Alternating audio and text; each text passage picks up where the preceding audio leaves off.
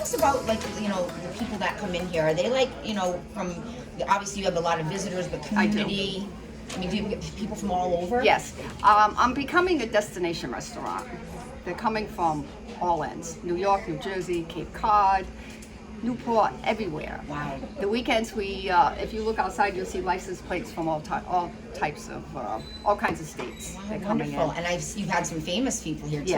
Yes. Guy Fieri was one, Guy Fieri and then was one, and then of course Bill Murray. Yep. I mean, I love that. Now he was on Martha's Vineyard, Yes. and he took the ferry to come here. Wow. And he walked in like a regular guy. Yeah. Just wanted some pierogi. That's it. Amazing. So we had a good time with him. Oh, I love it. Oh, I'm sure you did. I'm sure you did. Yeah. Oh my gosh, wonderful. Well, thank you so much. That was it. Well, thank you. I appreciate you very Thank you. much.